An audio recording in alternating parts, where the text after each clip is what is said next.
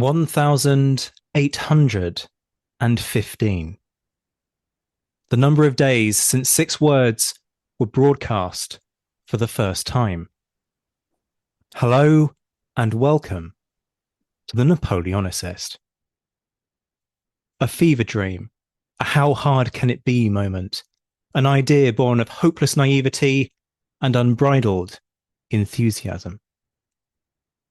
An idea that rode out the storm of inauspicious starts, brazenly ignoring the ignominious start of its first recording taking place in a hotel room on the road during an archive visit. An idea that might have withered on the vine if it weren't for a lockdown that brought a change of focus and a boom in audience figures. An idea that became a platform through which people could share their research. A platform that ballooned into Europe's leading show dedicated to the period, heard in almost every country on the planet. An institution that brings the cutting-edge ideas from the world's universities and enthusiasts around the globe and explains why the mass public should care. A conduit for fresh ideas, lively debates, and respectful disagreements. A nurturing ground in which people's passions for the period can be fostered and allowed to flourish. Yet this is not a journey that has been taken alone. Tens of thousands of followers across the globe, over 100 supporters on Patreon, and a solo voice screaming into the void has become the Napoleonic Barbers Quartet, a team who laugh, argue, and indulge unashamedly in nonsensical Napoleonic nerdery of the highest order. Tonight, we celebrate the insanity that is the story of the birth, rise, rebirth, and metamorphosis of the Napoleonic Wars podcast with a State of the Union special. We talk about what the show means to you, the people who made this happen by tuning in week on week, what the future holds as we embark on our most ambitious program of content ever, and what it means to us to have the opportunity to travel the world, bringing you these stories thanks to your support. This is the State of the Union, the 5th anniversary special, up next on the Napoleonic Wars pod.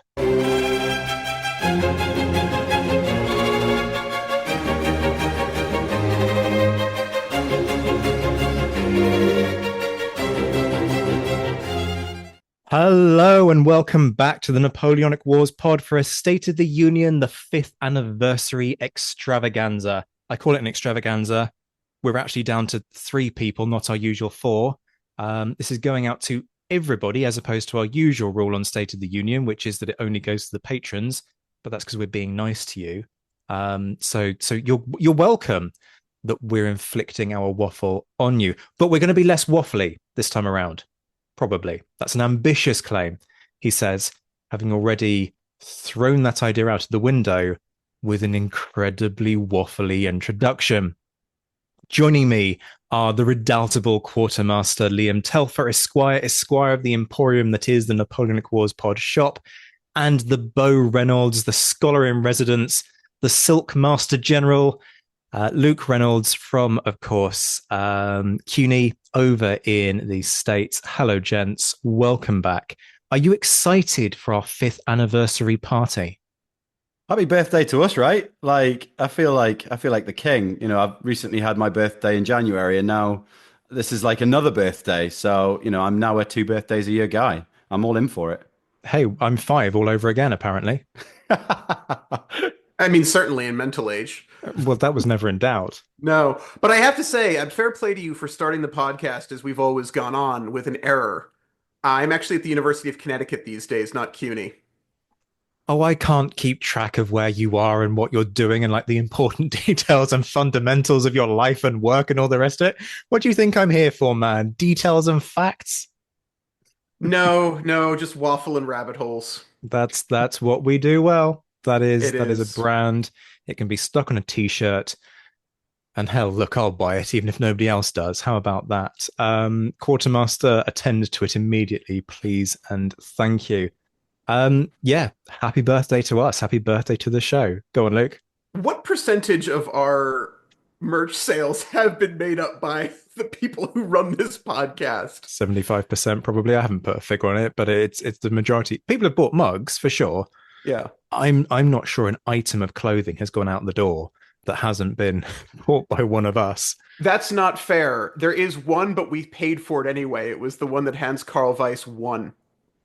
That is true indeed. Yes. No, my actually my mum bought some such stuff. So yeah, my mum bought a hoodie, I think. So, you know, here's a shout out to Mama. Hello and thanks to Liam's Nan. Thank you to Mama Telfa Mm.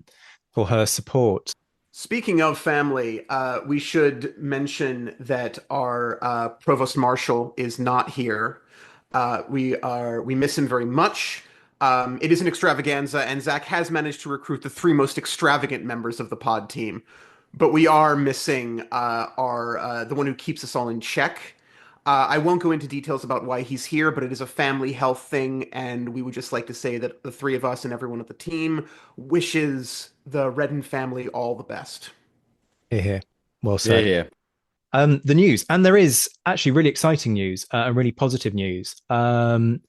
So I have two shows that are non-Napoleonic that I want to give shout outs to because I am one for believing in giving credit to other platforms and other shows when it's due. So we're going to absolutely celebrate. The first is a new venture. It's called Prime and Load. It's a new podcast dedicated to the 18th century. And if you listen to it, you might recognize the voices of some of the presenters because I can't really call him our very own Alex Burns, but No, our but we can call if we can borrow a phrase from the Empire podcast, friend of the pod.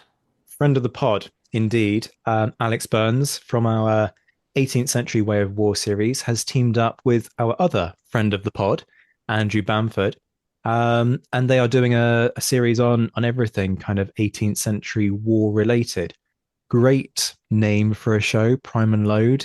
Kind of one of those ones where if you know what it's about, you instantly get it.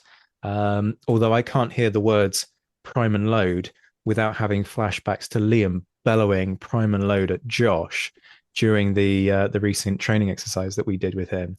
In your own time, Prime and Load. Um, Liam, do you want to do it properly? No, not on the mic. I think you'd both be deaf. You need to take your headphones out. In Um, fairness, even Zach's impression of it broke it for a minute. I only got about the first and last bit of it. You didn't pick up the middle.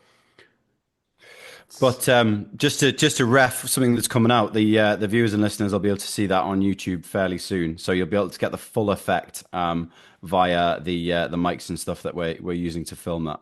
Yeah, that'll be out soon. But the point of this is to tell you to go and subscribe to our YouTube channel, but more importantly, what I'm always saying about go and subscribe and go and support other people making this content. Our 18th Century Way of War series is popular. Andrew Bamford's episodes on Antwerp are popular. On the basis of that, you don't want to miss this because actually you're enjoying that content and you can get more of it on another show. And I've got no problem signposting people to that. So, Prime and Load podcast, we will stick a link in the description. And when you are there, leave a 5-star review. Just do it, please. Because like it's a hustle trying to be an indie podcast. Like if you're part of some of these bigger conglomerates, like you can kind of get much further much faster. Support the show, give it the boost, go and have a listen and leave a review so that they have that kind of initial boost to try and get themselves out there and get them a little bit more established a little bit faster. So fantastic news for them. Really pleased that they're getting off the ground. And I'm now going to reference another fantastic creator, Christian Parkinson from the Redcoat History podcast and Redcoat History YouTube channel. If you follow Christian on social media, you might be aware that he's spent a few days across March doing what we're also about to do.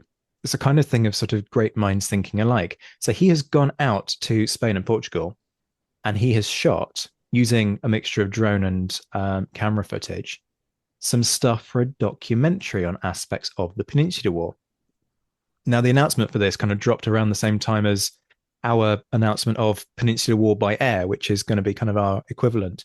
Don't know any details exactly about how Christian plans to tell that story. I sort of suspect with the whole kind of red coat history element, like he's going to sort of fundamentally follow the British story through that, which will be very different to what we do because we will start with effectively Dos de Mayo and then work our way through from there. But as I said to Christian privately, like I think this is fantastic. There's no reason why multiple creators can't be kind of moving in the same space. I think if nothing else, it'd be a really interesting exercise to see how these two documentaries differ in style and tone and all the rest of it. So I'm hoping, I haven't actually heard from Christian since he's been out, but I'm hoping the shooting for that has gone really well. And as and when more emerges, no doubt we will keep you updated. I think it'd be really worthwhile just giving the Waterloo reconstruction that's happening in June a shout out, as the registration and stuff's just opened very recently. So this will be taking place on the battlefield, or on and around the battlefield of Waterloo. Spoiler alert, it's in Belgium for those that aren't familiar. Like to think most of our listeners are. 28th and 29th of June this year, 2025. And I am told on good authority that this is going to be one of the biggest Napoleonic reconstructions, reenactments, sort of ever, really. It won't beat Waterloo 2015, which I don't think we'll ever see that again. But we're talking about somewhere around 3,000 reenactors. So yeah, it would be third behind Waterloo 2015 and Leipzig 2013. So it will be a sight to see. If you are in the neighborhood, or if you fancy going over to watch it, I think it'd be really worthwhile just to get it somewhere near a sense of what, Napoleonic battlefields look like. A lot of the reconstructions you see, the numbers are much smaller, so you don't get that, you don't get that smoke, you don't get that noise. And although clearly these numbers aren't parallel with, period battlefields, I think it's as close as we're going to get. So yeah, really looking forward to that in June. I mean, that is functionally what, 6 battalions, if we're thinking roughly 500 men a battalion. In theory, a battalion was 1,000. It was never 1,000 on the field. So that's about 6 battalions, which is really not bad. There were actual skirmishes that had less than that, so well worth it. Yeah, so on my side, it's not news of what's coming out. It's not a preview. It is news of what has happened, which is always useful. I just came back from the Consortium on the Revolutionary Era, which is, for my money, the best conference on this era and this subject in the United States. It covers from 1750 to 1850. It started European. It was started actually as the Consortium on Revolutionary Europe, and then became the Consortium on the Revolutionary Era as it was expanded to include the entire globe. And much like this podcast, it has really pursued a non-European centric viewpoint. We were down in Auburn, Alabama, and thanks to Auburn University and Columbus University, it's Columbus State University, I apologize, their Halleck Endowment for Military History, who are our co-sponsors this year. And it was bloody brilliant. It was really, really fantastic. An incredible number of brilliant panels. We had some of the old hands, names that will be familiar to our listeners: Evan Wilson, Beatrice de Graaf, um, people like that, Christine Haynes. But at the same time, also brand new graduate students.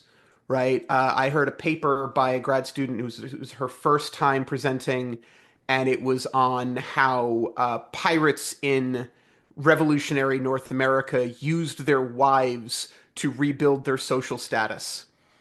Really, really fantastic.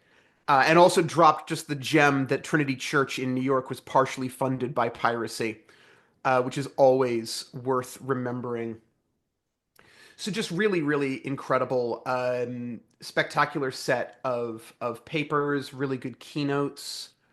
Um, and the great thing about the CRE is that you don't have to go to experience the level of scholarship, because they do proceedings. and their proceedings are entirely open access. They're available on ageofrevolutions.com, which is celebrating its 10th anniversary this year. You'll hear more about that from me in future podcasts. And for those who don't know the academic terminology, open access being Free. Anyone, any Tom, Dick, or Harry can go and read these. I've written for Age of Revolutions. Zach, have you written, or am I just in the process of badgering you into writing for it? badgering, but Okay, like fair. it's not a particularly hard fight. Like I'm not sort No, of stamping my feet and dragging my heels. no. It's a great resource, and the entire website is easily accessible, is completely free, and is also entirely peer reviewed. Everything on there is a journal. It's fully on there, but it's a great place if you have a document, if you have a piece maybe that's not the same length as a journal article. It's a great first place to go. So yeah, if you're interested in CRE and maybe you're in, for example, Portsmouth and can't afford to fly there every year, take a look at their proceedings because you'll get the same level of scholarship. You obviously won't get the laughter and the drinking and the excellent meals. This conference tends to be centered in the South, which means it has excellent catering because of that whole Southern hospitality thing. Any more news items, gents, before we move on? Well, since we're talking about conferences and everyone's bored senseless already and skipping this part, we really should give a shout out to the Wellington Congress, or Wellcong, as Zach insists on calling it, which always gives me a flashback to the Viet Cong. And I'm sort of trying to figure out that weird combination of I don't know, Vietnamese guerrillas and Hessians maybe, Hessian boots to be clear, not mercenaries. Well, look, I can't call it the WC, can I? No, you Because it's cannot. not a water convenience. No, that is fair. That is very, very fair. But that's coming up in early April. That is down at the University of Southampton, which, if you don't know, houses the Duke of Wellington's papers. Um, and that's going to be April 4th and 5th. It's going to be a hell of a show. We've just gotten, both Zach and I are presenting, so we get a preview of the schedule, basically to make sure that we keep our own slots free. Um, and it's going to be a hell of a show. The people that are involved are incredible. I have already snaffled the chair duties at Severin's panel. But speaking of a friend of the pod, Severin Angers, she has been awarded the CRE's Crouch Prize for Best Paper by a graduate student at last year's conference. Yeah, so Congratulations, Severin. indeed. And Uh, hopefully very soon it'll be Dr. Angers because it damn well should be. well, not only that, but I know she's in the final stages. Mm. So best of luck, Severin, with the incoming examination for that. Not that you need luck. You're probably not even listening to this, let's be honest, because why would you waste your time listening to our nonsense? But obviously, we're wishing her all the best and looking forward to welcoming her on the show as Dr. Angers. Amen. So Amen to that. that was the news. On to what I loosely called discussions slash fun stuff. So we decided to try and actually bring some quality content to State of the Union, which I appreciate is not really what people tune in for, but it's an attempt to try and make people tune in. Now, the way in which this falls through is that we spend so long waffling and trying to get to this feature that people have already switched off and stopped listening. But like, don't let the details ruin a beautiful concept, people. But essentially, these sessions were envisaged as a kind of almost pub chat between us, but we don't do much chatting. I mean, look, I've even broken out the non-alcoholic Bellini, which I can confirm was an absolute mistake. Mm. Um, Rather like drinking non-alcoholic wine, which frankly is even worse. I don't quite understand why there's a market for carbonated vinegar, but apparently there is, and it's called No Sheko. Um, Is it a really good cleaning product? I didn't try that actually. I should have done, but it could well be, but it Yeah, would make your room stink afterwards, and I'm not sure. that's a problem. Yeah, particularly because it's meant to sort of smell semi-alcoholic. So it would smell like you spilt a bottle of wine and that you therefore have some fairly fundamental problems with handling your drink. But actually, Yeah. Okay. Let's move on. Mm. But pub session, drunken chats, except that none of us are None of drunk. us drink. So this beautiful plan falls apart. But we're going to have some historical conversations. And it basically began with me and Liam chewing the fat whilst we were just on a sort of semi-production, semi-prating around call. And we got talking about Copenhagen. Would you Is leave it? that horse alone? It's been through enough. Can you just shush? Like the heckling from the cheap seats here is just deeply off-putting. We'll have Cheap to go. seat. Cheap seat. What was I saying? Copenhagen, was this an atrocity? This was a concept that I put to Liam, and we didn't have a ding dong, but we had a difference of opinion. It wasn't even a robust exchange of views. Let's be honest. It was just like we were both chewing the fat backwards and forwards, but we just sit in slightly different places on this. And I thought, well, like this is the fun of it because actually we can have these conversations and the listeners can get involved too via the comments because now, at least on Spotify, you can leave your comments. So Mm. people go do that. Liam, Copenhagen, your views. Yeah, so I know we got into it, and I guess I think where I started, and I did probably soften my position somewhat, but so for me, although Copenhagen, yes, was awful, but I think it was also at the time, and at least in the minds of the British, a necessary awful because Denmark has a very large fleet in the harbour of Copenhagen. The British are terrified post Trafalgar that Napoleon's going to get his hands on another large fleet. Let's be honest, we all know that Napoleon wasn't out of the navy game at this point, by the way. Like it's not like Trafalgar ends his navy aspirations, but it's a large, solid, well built and well crewed fleet actually. So the Brits are going, we need this fleet, or we need some really solid assurances that Napoleon can't have it.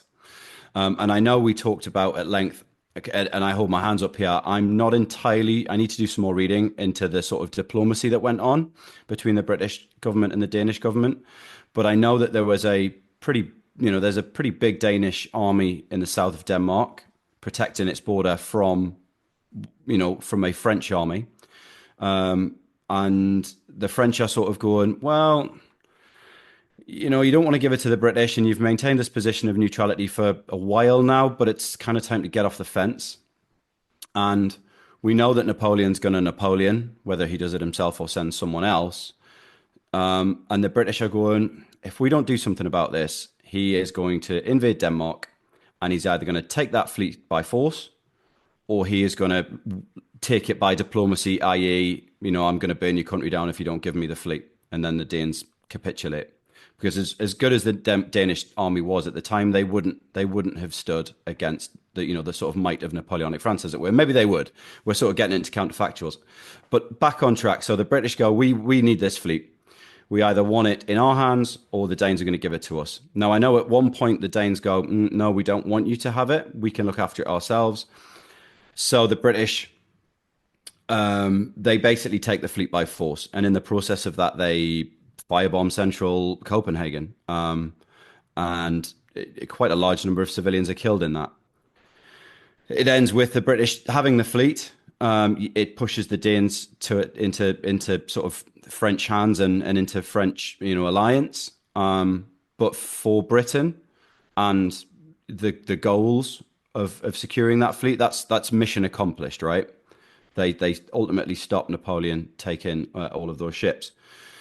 So, without sort of putting too much a finer point on it, I think perhaps it needed to be done, at least in British eyes at the time. They needed that fleet and yes, the means were nefarious and probably, well, let's be honest, immoral. However, it worked, you know? So, like I say, without knowing much more about the diplomacy that went on between the British and the Danes, it was a necessary evil for me. And yeah, that's where I'll hand it back to someone else to jump in. See, I agree with you up to a point. Yes, Britain needed to do something. Like you, if Britain sits back and just lets Napoleon waltz into Copenhagen, there are going to be all kinds of inquiries. What the hell were you thinking? Squandered opportunities and advantages and all the rest of it. And yes, war is absolutely terrible and horrendous things happen. Those are givens. The thing that I would push back on is Britain didn't need the fleet. What Britain needed was for Napoleon to not have the fleet. And that wasn't the strategy that was enacted. The strategy that was enacted was we are going to go and have this fleet. The Danes are going to give this to us, or we are going to take it by force. And what that then means is you have a very, very calculated process of targeting. Instead of targeting the fleet for destruction by firebombing, you target the civilians because you want the ships and you want the prize money. And that is what I think is particularly unpalatable. I can understand going to Copenhagen with the intent of taking this fleet off the board, but then target the damn fleet as part of this wider strategy. But that's not what's enacted. And that for me is the issue of where this becomes intolerable. But also, you've got to bear in mind, yes, economically, Britain they want the prize money. You're absolutely right, but they will also put those ships to war use. That it's not like they're going to just, bung them up in somewhere and not use them to take the war back to France and France's allies. So it is a double-edged sword in that sense. I think we can't just pin it purely on greed in that sense. Like it's not all about the money. It is about the money in certain aspects, but it's not all about the money. And I agree. I absolutely agree. Like the main aim is for Napoleon and the French not to have this fleet, right?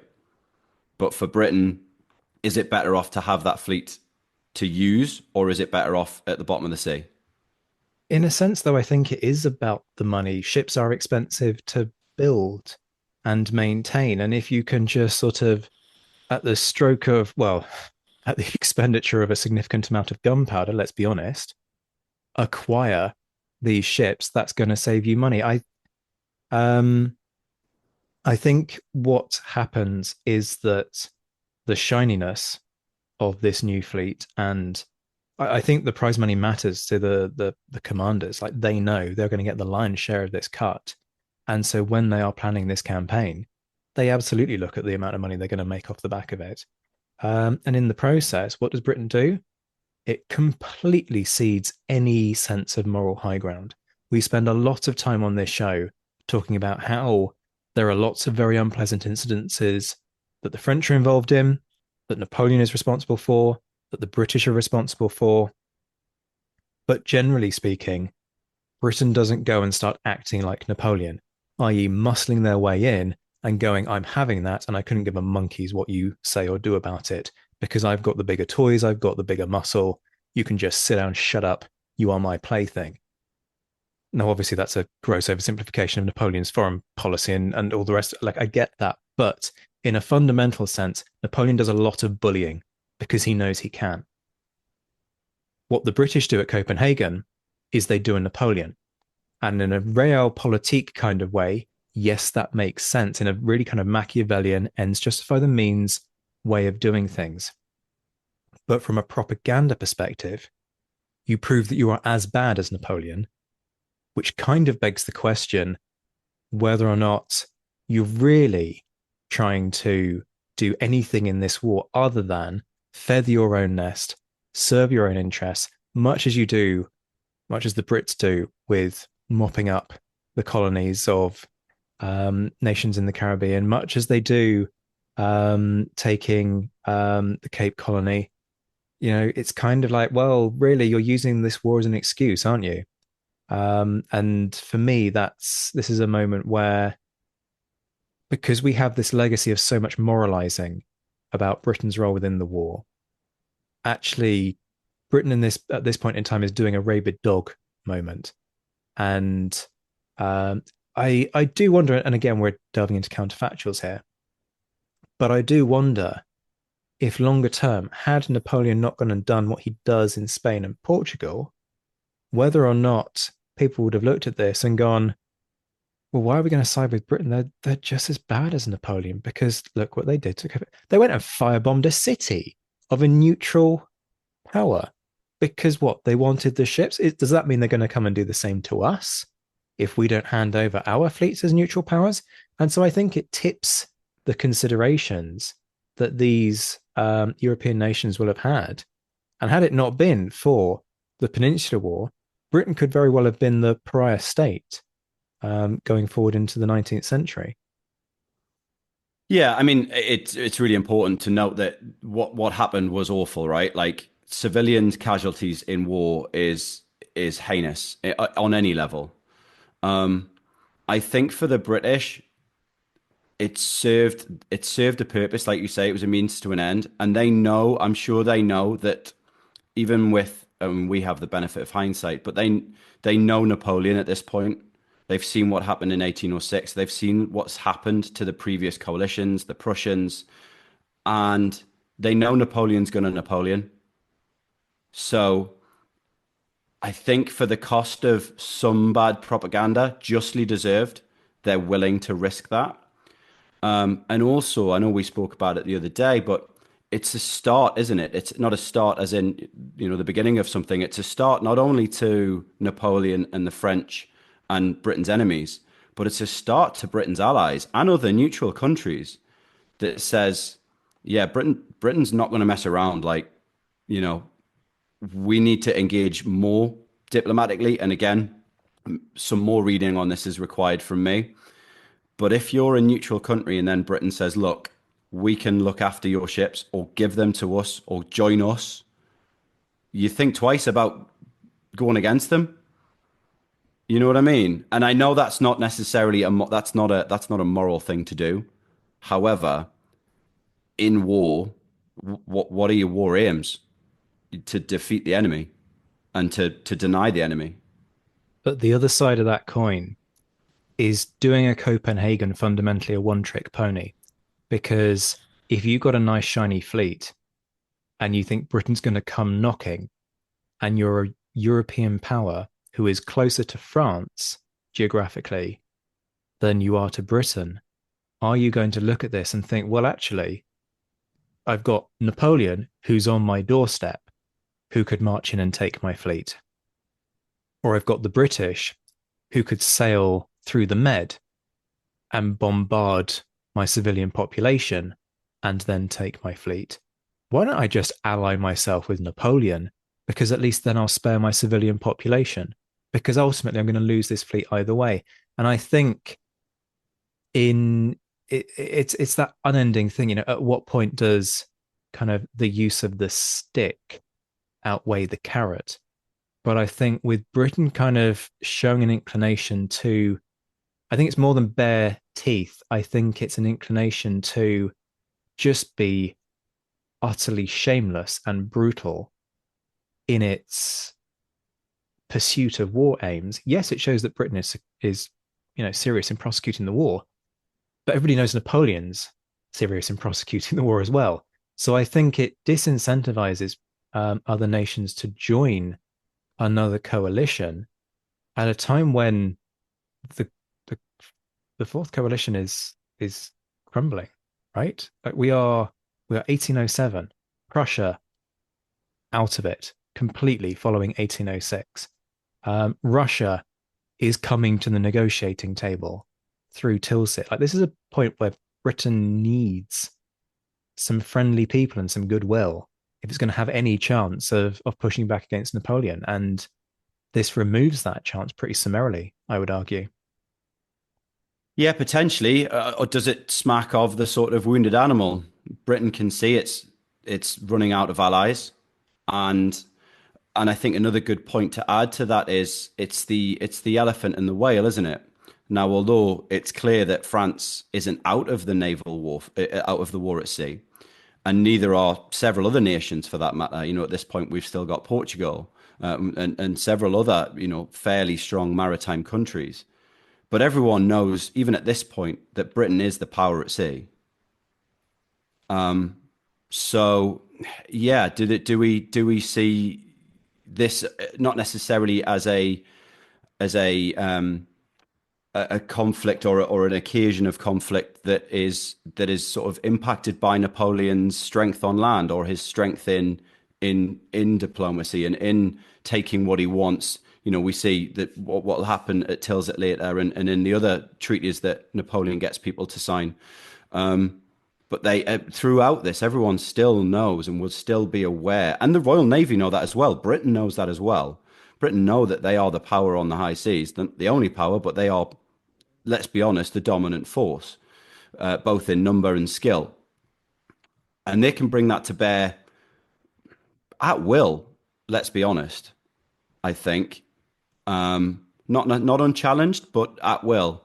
And I think, yeah, maybe thinking about it a bit more, that it is that kind of wounded tiger. Look, we need to show the world that we mean business. We need to show these allies that there's nothing that we won't do in order to pursue our war aims. And I mean our war aims from a coalition standpoint. I would agree with the wounded animal analogy. Yes, this has a kind of air of desperation, looking at what's on the horizon, thinking, okay, maybe we're going to be alone in this. Now let's start looking after number one. Whether or not that serves Britain's interests in the longer term, in an age where all Britain's really got to offer is diplomacy and money. We are not in the age where people are looking at the British Army going, oh, yes, I want 20,000 redcoats to be sent to, support my forces in this campaign. Nobody wants the British Army. Like the Spanish don't want the British Army when the British Army rocks up in the Peninsular War, right? I think you need to have as many cards in your deck as you can. And by doing this, you potentially just set fire to the series of cards that come from that suit that's marked goodwill. Beau, can I bring you in on this? Yeah, I mean, I think really fundamentally what we have to ask is why the Danes built their capital in the middle of a Royal Naval firing range. No, in all seriousness, to address both of your points, because there are points here that need addressing.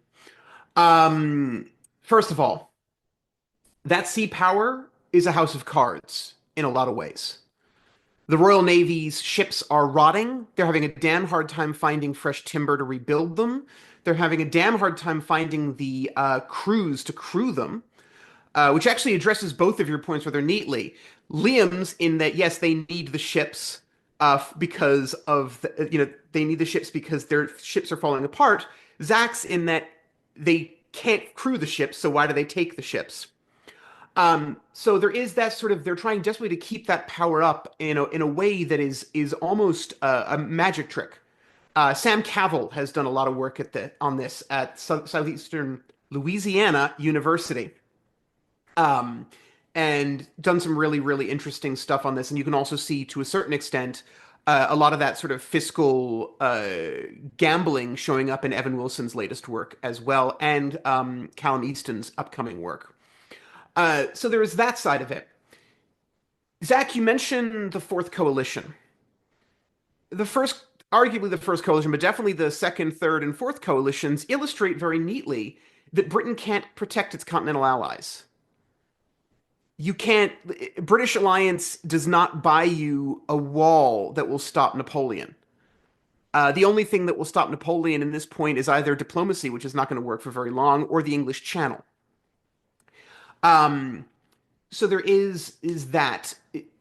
Fundamentally, I don't think that Britain gives two figs for goodwill.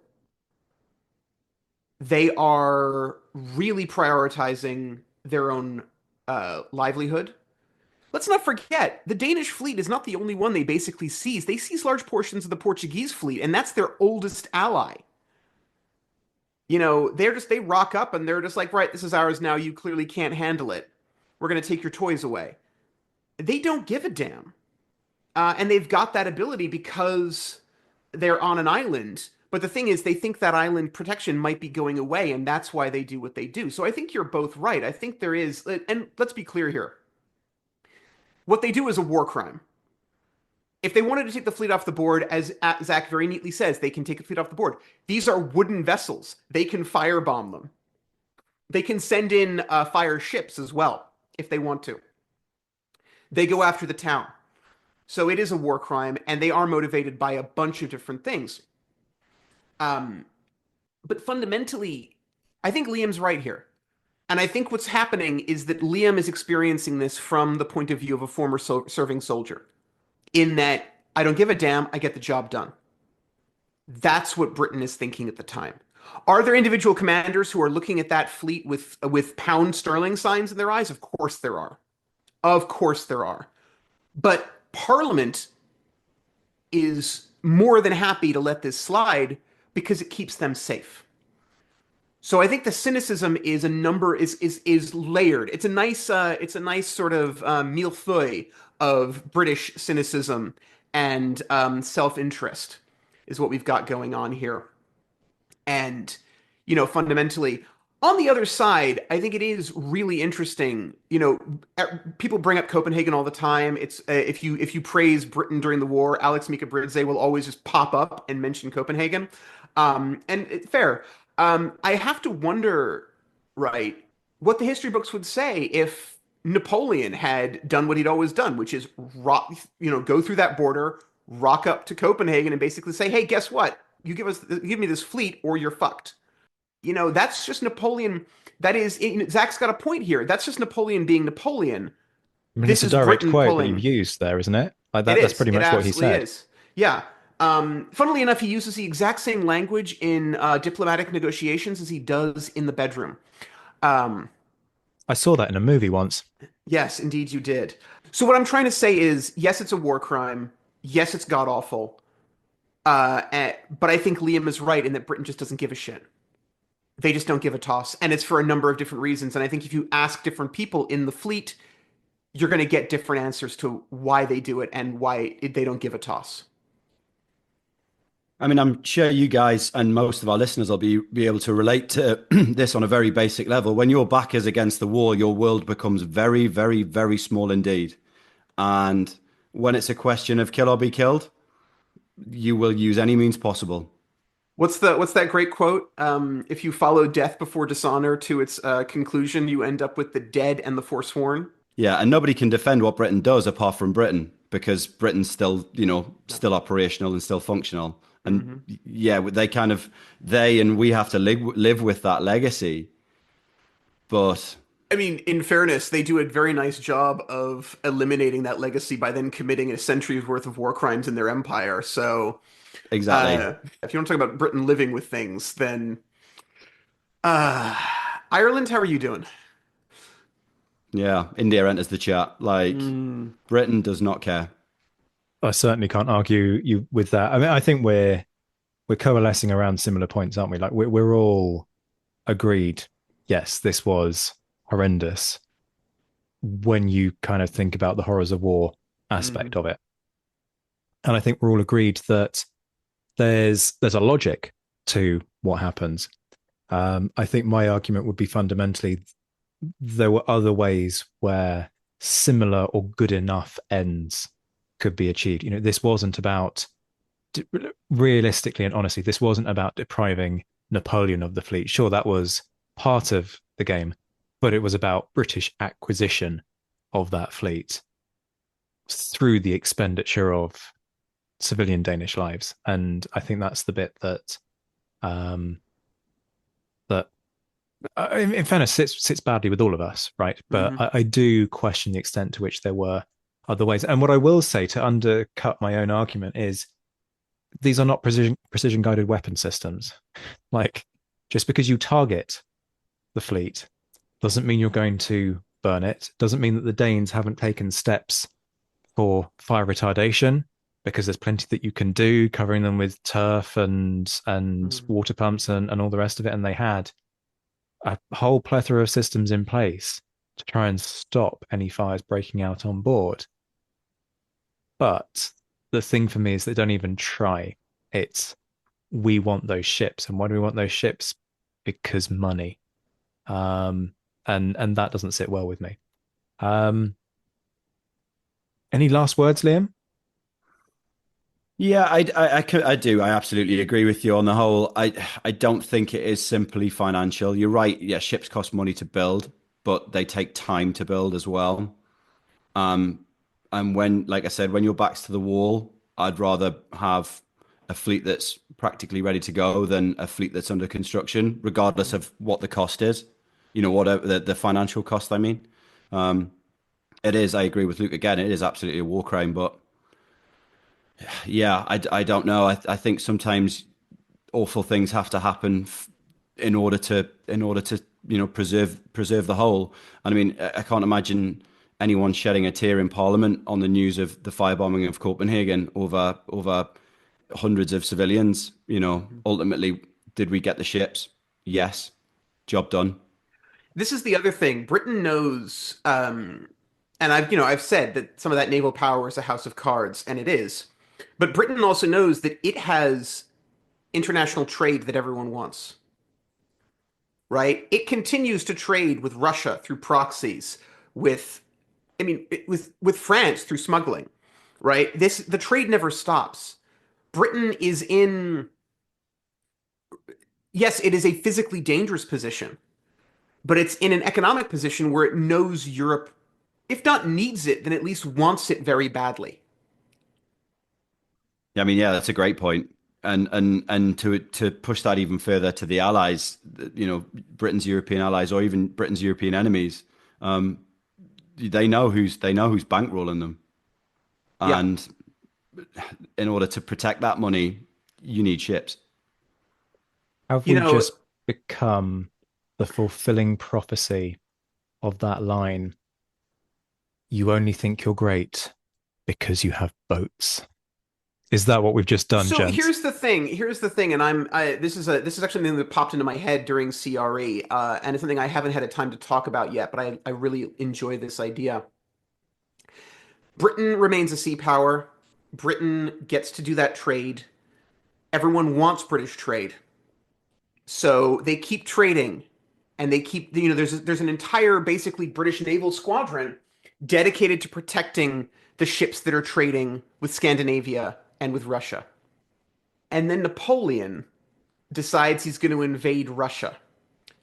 And part of the motivation for that is to stop that trade. And he makes the biggest mistake of his career. So there's your payoff on the British grand strategy. To hell with the Peninsular War. It's that throw of the dice. I'm not quite sure I follow what you're saying, Luke. What, as in, because of the acquisition of the Copenhagen fleet, the Danish fleet, therefore Britain has the ships at its disposal in order to maintain that flotilla? I think to a certain extent, yes. And I think the acquisition of the fleet or the destruction of the fleet, to take your point, Zach, both either made trade in the Baltic much easier. And that shapes foreign policy, French, continental British, for the next 8 years. Yeah, I'd agree with you on that, on all points. Yeah, I Yeah. think that's entirely fair. Okay, Luke, do you want to hurl one of these into the chat? Yeah, I've got a very, very different one. Oh, and for the record, for those listening of this persuasion, no, I am not saying that Britain single-handedly won the Napoleonic Wars. I will say that Britain may have played a bigger part in prodding Napoleon into Russia than we give them credit for, but it was the Russians who then wiped the floor with him. So, much like World War II, right? We've got the Americans and the British doing all that stuff, and then like 75-80% of all German casualties are against the Russians, right? It's that thing. So I'm not saying at all that Britain won the Napoleonic Wars single-handedly. I'm just saying that there's an interesting trade aspect. Like we talk about Britain, in the peninsula the whole time. What if the peninsula is even more of a sideshow than we think it is? And it's British trade in the Baltic that is actually the deciding needle tipper to give Russia and then Austria and Prussia the opportunity to thoroughly spank Napoleon. Firstly, can we give you marks for the terminology there? That it has a caricature esque tone to it. I have seen caricatures of Blucher and Wellington spanking Napoleon. They will scar you for life if you ever go searching for them on Google. See, on one sense, I kind of like this in that if you, and I sometimes do this with my classes, if you bring up a map of the world and you say, okay, in 1808, which parts of the globe are Britain's key areas of strategic interest? And people go, oh, Peninsula War, therefore Spain's going to be number one, or maybe Gibraltar's going to be number one. But like the Iberian Peninsula is often kind of one of those immediate ones that they go to. And then you sort of try and deconstruct other ideas and all the rest of it. And the actual answer is strategic priority number one is the Low Countries, because that's where you can launch an invasion from. Strategic priority number two is probably the Baltic. Why? Because that's where the timber comes, Yep. through which you can create and repair your fleet. Mm-hmm. And for Britain, they don't have if we don't have our boats, there's nothing to make us great. But in taking that, the arched eyebrow from Luke there was absolutely peerless.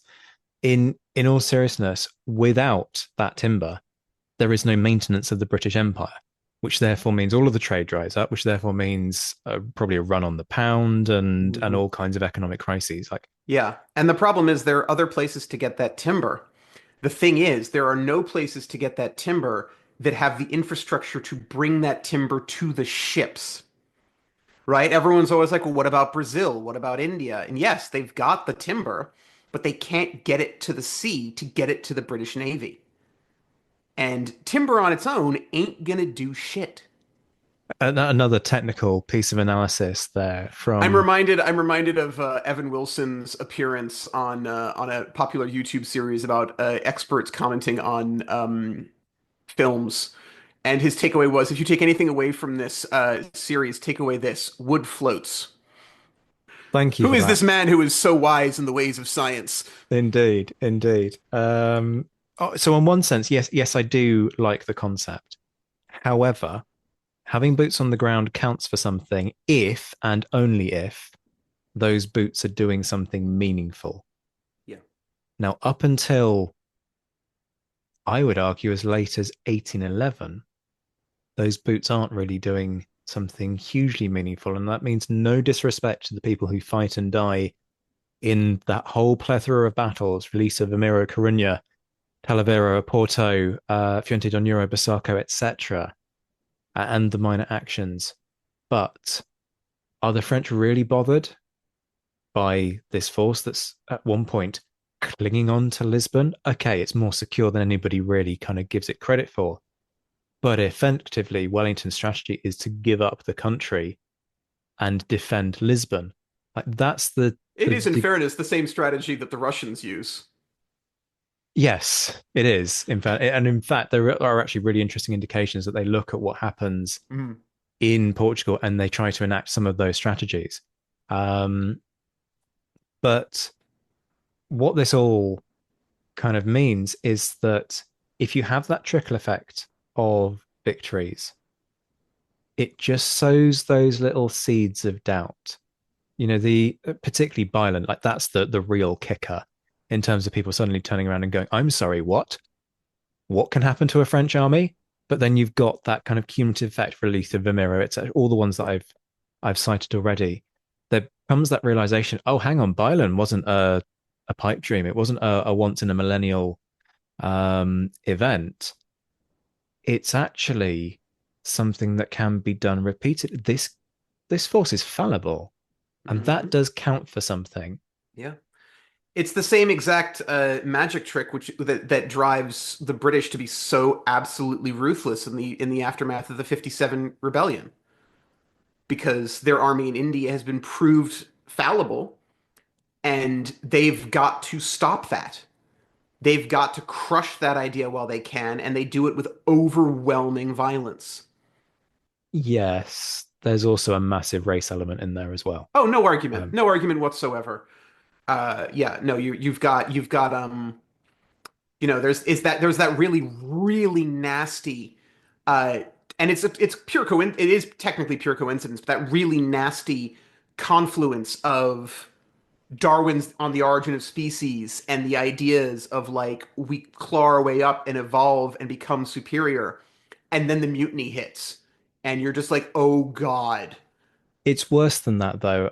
Sorry, folks. I know we would start talking about like geopolitics in Europe, and now we've moved on to race studies in India. But when they're commenting on the India army, which consists of three forces, for those who aren't familiar, what they tend to do is they tend to disparage exactly the two forces that stay loyal. That's the Bombay and the Madras armies. The Bengal army is kind of the cherished darling child. Why?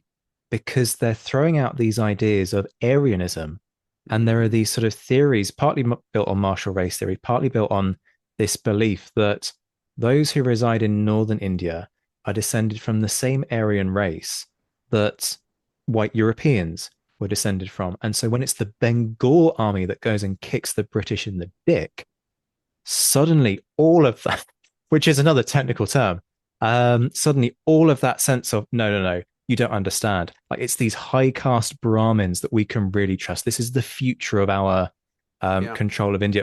These Southerners with their darker skin tones, they're like I'm not going to repeat all of the terminology that's used because it's just sickening. No, and even after the fact, they still try and bring that in, right? There's that lionization of the Nepalese, there's that lionization of the Sikhs, True. and both of them have that side, right? Yeah, no, I can't argue with that. I have completely derailed our discussion. It's an interesting discussion. Well, It interesting to absolutely me. is. Yeah. Um, like we could now turn this into a discussion about the India Mutiny, but that's well past the remit of this podcast. Um, but yes, so yes, I do absolutely take the fundamental point. This is absolutely about. Look, I always talk about pragmatism and discretion. This is fundamentally about an army in revolt. This is absolutely Mhm. kind of discipline at its most extreme form and why it exists. And there is a reason that India continues to have this punishment system, or the EIC continues to have this punishment system that is actually an Indian tradition of blowing people away from the mouth of a cannon, as opposed to just lining them up against a wall and shooting them. Granted, the end result is fundamentally the same and deeply unpleasant and ambitious, but it's that extra element and that extra demonstration which is absolutely used to the hilt. And also, it's this tied up within all of this is the fact that as you leave the 18th century behind and you move into the 19th century, this practice that has been very commonplace in India of mixed race relationships, where people are very openly having these mixed race relationships and celebrating them. Like at one point, I was literally just reading up on this because I'm about to go to York to talk about precisely this for a lecture. At one point, the East India Company gives christening gifts to mixed race children because they think that these kids are going to be the future of their army. Then by the 1790s, like 1791, mixed race folks are literally banned from the Indian army because they're seen to blur these racial distinctions. But what you then see with the India Mutiny is the culmination of the turning of the tap on this rationale, which is huge concerns, largely unfounded. There may have been one or two instances of the violation of white women by sepoys. Mhm. Yep. And so that then just kind of pours, I mean, it's not even pouring petrol on the flame. It's like bringing a nuclear bomb to the discussion. Sorry, I did kind of derail the discussion. Do you want to go back to Russia and the Baltic, and the Baltic being the Well, I was linchpin? And wondering if you actually wanted me to throw a debate in here because we're still technically on the first one. oh, sorry, I thought this was your debate. Okay, yes, No, no, no, no, yes. no. Like it's more content. Like nobody's listening to us at this point anyway. So why the That's hell not? Why don't fair. we just That's have a fair. chat between ourselves? Somebody All crack right. open a non-alcoholic beer. Liam is way ahead of you. Uh, so In that here's and many, many, many other things. Let's be honest. evolutionarily, yes. No arguments. All right. I wish we could Let's. show you poor Liam's face at this point in Oh time. I God. think even Liam is at the point in the evening where he's thinking, why the bloody hell did I sign up for this show? Well, I mean, we've managed to cover some ground now that we're in the 1850s. But there we are. I'll let you crack on, Luke. This is something I've been thinking about for a while, right? And you'll be surprised to hear it involves tat and commemoration and all of that. I know, I know. Those of you who have been listening to this podcast or listened to Waterloo Live when we did it, or watched Waterloo Live when we did it, or have interacted with me in a lot of places, will know that I have a single Albert pocket watch chain from which is suspended a Waterloo Bridge medal. This is a medal that was commissioned by the Prince Regent to honor the opening of Waterloo Bridge in 1817. It was designed by the same designer, Thomas Wyon Jr., who did the Waterloo Medal, and it's made from the silver that was left over from the striking of the Waterloo Medal. So it's deeply connected, not just the name. And the reason I have that is because my mother asked me what I wanted to mark my book. And I wanted some piece of tat. But I felt wrong wearing a Waterloo medal. I could have bought one. I could have bought one, I could have stripped off the hanging bits, and I could have worn it. But that felt deeply wrong to me. But you can buy replicas in cufflink form. And in fact, I reached out to one of the companies that makes these, and I said, do you sell them without the holes punched in them? Because I'm looking to do this. And they said, no, that would be a crime and that would be sort of completely in poor taste. And I'm like, but you make these cufflinks. You can go into any museum of a regiment that served and you can buy a miniature of the Waterloo medal. Like you can buy miniatures of an endless supply of campaign medals. So here's my question. When does merchandise, tat, and commemoration become stolen valor in poor taste? That's a great question. I'm going to jump on that first, if you don't mind, Zach. And I think probably it's linked with time. I think that's probably the overarching factor. I think if I saw anyone, or you hear these stories in the news quite regularly, particularly around Remembrance Day, where some person has turned up to a remembrance event and they've got more medals than Joseph Stalin, and it's a bit like, yeah, you're fibbing now. It's not possible for you to have been old enough, present at all these engagements, etc., etc. And that for me is the kind of the meaning of stolen valor, I suppose. Now, if we then go further back in time, obviously we're much closer generationally to previous conflicts, various conflicts in the Middle East, the Balkans, Second World War, First World War, Korea. I think there is still an element of that. That is there some stolen valor involved? I guess it's your intent as well. If you are wearing something, you've got it mounted, core mounted on the left hand side of your chest, then you are putting it out there that you've earned that. If you're wearing something as perhaps a medallion or as cufflinks or as a pocket chain or as a piece of tat, as you say, I think there is a huge difference there, and it's in that representation, isn't it? I wouldn't if I saw someone wearing a household division tie, for example, who was of a certain age, I would probably wrongly, let's be honest, assume that they had served in the household division, and you wouldn't be like, oh hey, who are you with, expecting either one of the foot guards regiments or the household cavalry. But it is that intent, I think, and it is that time. So for things like our period, when we're looking at Waterloo medals or Trafalgar memorabilia, I don't want to, Legion d'honneurs you could probably assume that they might be quite popular. I think it's the intent that really makes it, and that representation. Are you kind of pretending like in any way you've earned it, or is it like a cool fashion kind of accessory that is an interest piece that then you can remember some of these guys? I think that's probably the most important thing for me. Yeah, I mean, I would agree 100% and wholeheartedly. And this, I mean, yes, it's actually easier in terms of things like medals, right? That you earn.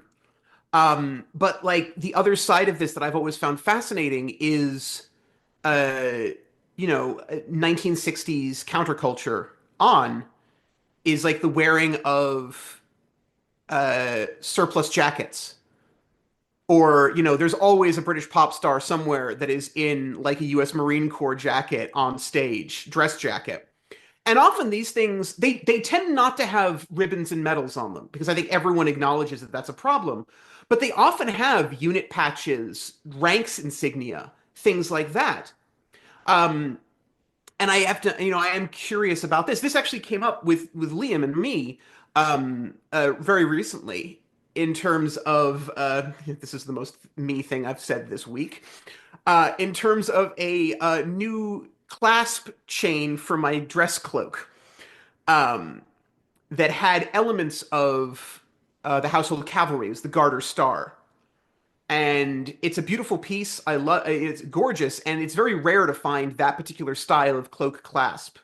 And I would have happily bought it if it had been plain, but because it was as it is, I actually ran it by Liam because he is the serving veteran I have quickest access to fundamentally, especially on the British side, and especially this the Garter Star is featured in the emblems of a regiment he served in. So it was a matter of checking in on that. So I think you're absolutely right when it comes to medals, and I think medals are a special place. But I am curious about sort of the bleed the other way. Yeah, I mean, to be fair, just to rib you a little bit more, if anyone in the world was going to message me to ask for advice about a cloak clasp, I genuinely think the only person on this planet that would do that is you. And I love that. And I'm here for that. Um, and you're right, like Garter stars are pretty ubiquitous in British, both I guess military and civilian culture. It's a fairly common sign. With the bleed, again, it's context for me. There's I think it's is it the Libertines that they had an album cover where they're wearing foot guards jackets, and it's clear they're not trying to represent anything more than being a bit cool, a bit trendy, and a bit edgy. Hmm. And I would say that the same for even when you see like fishermen or metal detectorists out wearing some sort of DPM, like they're clearly not trying to represent anything military. It's just because again, it's either functional in. I mean, I'm not sure why metal detectorists wear camouflage. It's not like the metal's going to run away, but that's maybe an issue for another podcast. Like with rock stars and musicians and stuff like that, it's kind of cool. It's kind of trendy. Everyone likes someone in uniform. Like uniforms look good, and even when you dress them down in that sense, um, yeah, they are pretty good pieces of fashion. Let's be honest. You see the massive rise in at the end of our period in going into the 19th century, where plumes get bigger, epaulets get larger. Everyone's going a bit crazy for uniforms. And you could go back to the whole Scarlet Fever thing with that, I suppose. But yeah, I think for me, it's just having that clear line. Like, are you basically pretending to be someone that you're not, or are you just wearing it because it's cool and it looks good? Um, and I think it's certainly in my mind at least a very easy distinction to make. I think you're absolutely right. And especially in the modern context, right? There are a few clothes that are more rigorously tested than military gear, uh, at least in theory. And so, if you want a pair of shoes or a jacket that will last forever, it's not a bad shout. Also, they're made by the thousands and you can get them relatively cheaply. Yeah, and I think you're right with people like Adam Ant and the Libertines and all of that. I find the interesting sort of confluence of this, the that legendary French marshal's mistress who had an exact replica of his uniform made for her, but skin tight. And it's like, all right, when does that how does that fit into all of this? Because you talk to most military men and they're like, that sounds amazing. Um, Yeah, I mean, he wouldn't be the first person, or in fact, first marshal to have a uniform kink. Let's be honest. So, you want to talk about y marshals with big hats and ostrich feathers and all sorts of kind of stuff. I'll leave that one to Zach. But yeah, and I think there's definitely something in that maybe it shows some kind of allegiance to a particular unit, or some rock star's family had a connection to the military. Like it's a way of kind of representing one's nationality and one's kind of leanings without necessarily flying a flag. And I mean, this is coming from a guy that used to wear some awesome uniforms and wears a uniform for work still and still jumps around wearing uniforms. So I mean, maybe I need to look in the mirror of my own uniform kink on this one, but like uniforms are cool, like they look good. Yeah, and like to sort of take it back a peg, I'm not I'm not claiming to be a Napoleonic soldier because let's be honest, that would be kind of weird. But yeah, just it feels good to be in a uniform as well. Like you feels good to be part of something and represent something that's maybe a bit more than yourself. Liam, for those of you who haven't listened to every one of our podcasts, is a reenactor. We mention this every 20 seconds. You recently won, or a couple of years ago, you won the Chocolate Soldier Award for Best Turned Out Soldier in your regiment. And I assume that that's not the only award your regiment gives out. There's a few of these, sort of valuable service to the regiment, best promotion, things like that. And of course, there are ranks within that. You have people pretending to be officers, and they usually earn that status and all of that. I remember once very jokingly asked the one of the 95th regiments had an ask me anything on Instagram, and I was feeling cheeky, and I asked if they still sold commissions, and got a very, very, very cold reply, which still warms my heart. But when you won the Chocolate Soldier Award, it was a plaque or it was a nutcracker. They would never give you a medal, would they? Like, are there awards that look even akin to period pieces? Yeah, there are. You've got the Army Gold Cross. You've got the Waterloo Medal. We did for a time used to give out not medals, but as in almost the Waterloo Medal, almost like a coin for guys that had done a Waterloo reenactment as a kind of rite of passage. But I think also, I mean, with the wearing of decorations as such, it comes back to your impression, really. If you are portraying a general officer that fought during the Peninsula, then you would have an Army Gold Cross. And it's kind of part of the uniform in that sense. So it would be strange to be without it. But that comes into the kind of reenacting, the sort of the play acting, if you will, of that part. So there's not a question of kind of stolen valor there, I think. Yeah, no, I absolutely agree with that. Yeah. Yeah, and with regards to sort of general decorations, you're right. It's kind of stuff away from medals. I mean, it's really easy in our period because let's be honest, enlisted personnel didn't get any medals until Waterloo, and then much later for the General Service Medal. So, and I couldn't speak for later periods where sort of campaign and gallantry medals were much more accessible to other ranks. I think story matters as well, and I'm not sure that it should matter. I've always been of the opinion that every story is equally important, regardless of how much detail there may be to it, and regardless of how exciting folks may find it.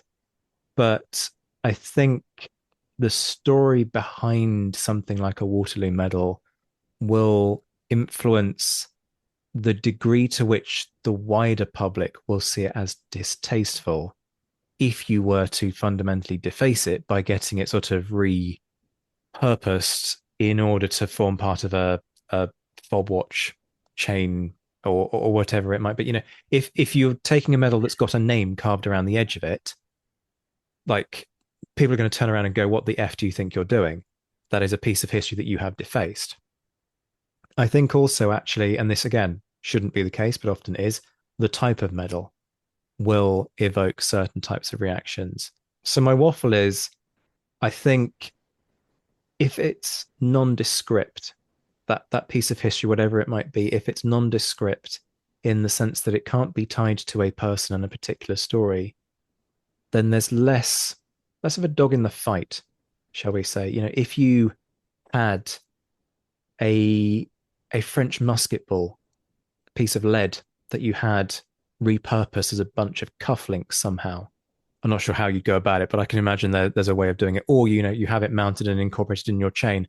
Like, that is very different to something like a medal that has that personal story behind it. Yeah, I think, defacing a piece of history like that is wrong on a lot of levels. And, to quote one of my heroes, this belongs in a museum.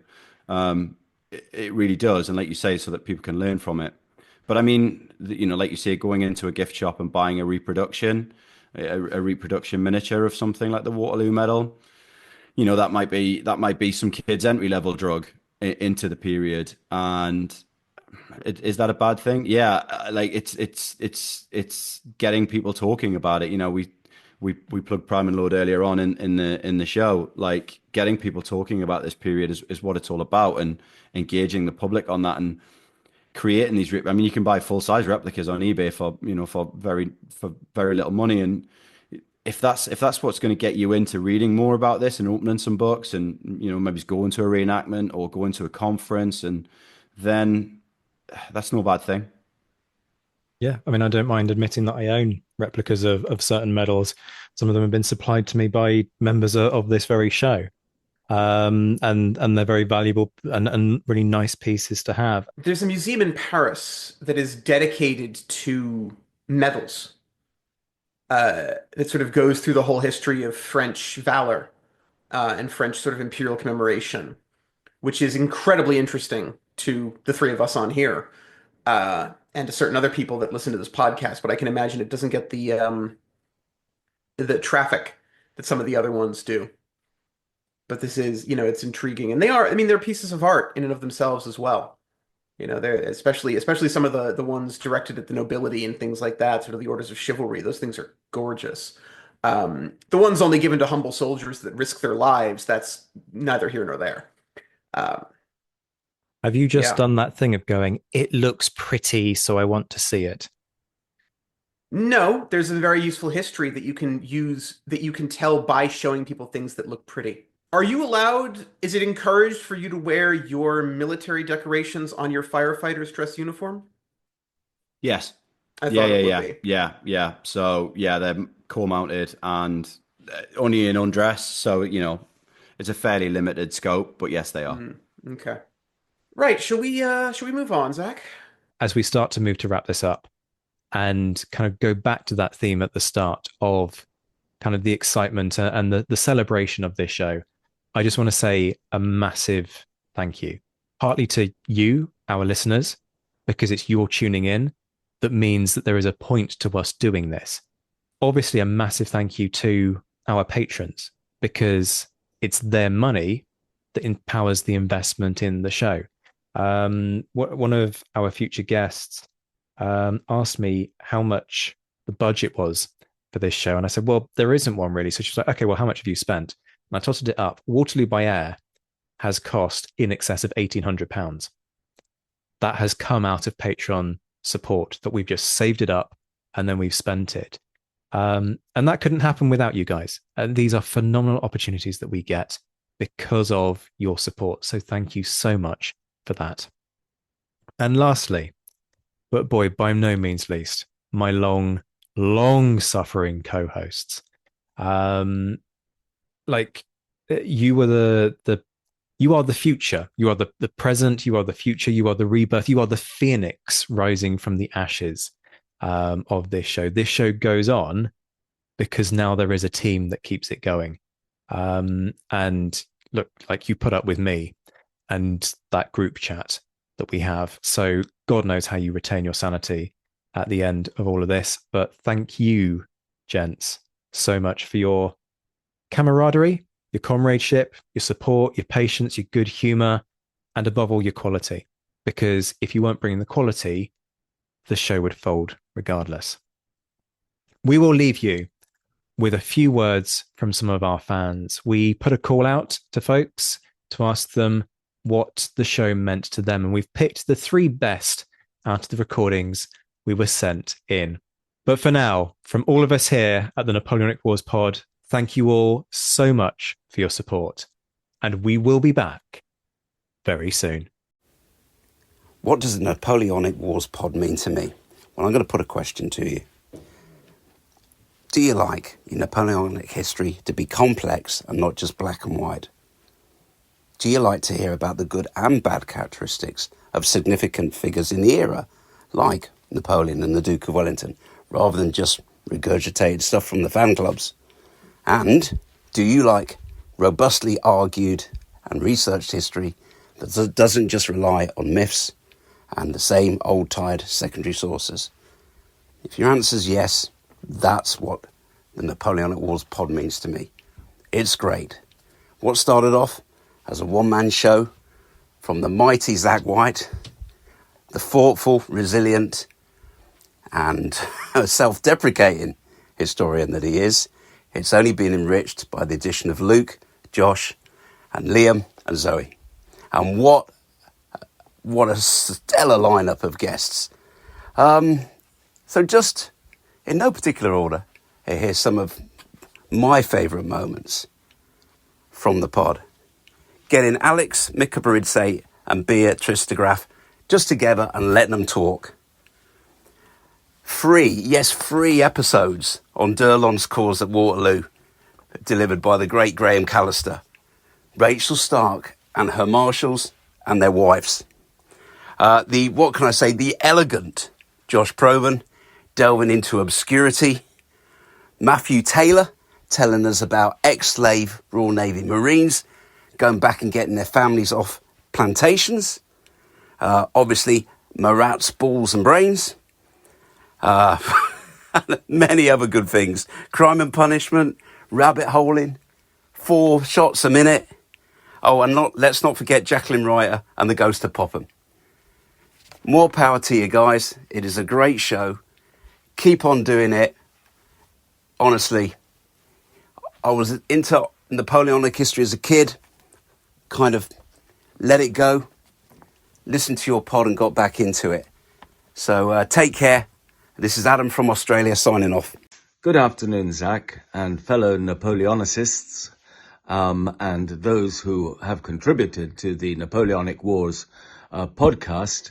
Marcus de la Poor Beresford here, and I want to congratulate you and all the authors for the wonderful output which has contributed so much to our enjoyment and indeed information over the last few years.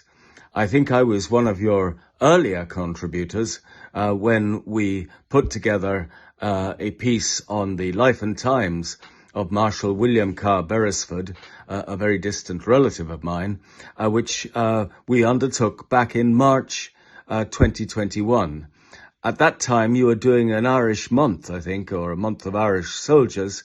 And if my recollection is right, we put our piece together on the 17th of March, St. Patrick's Day, which was very apt, St. Patrick's Day 2021.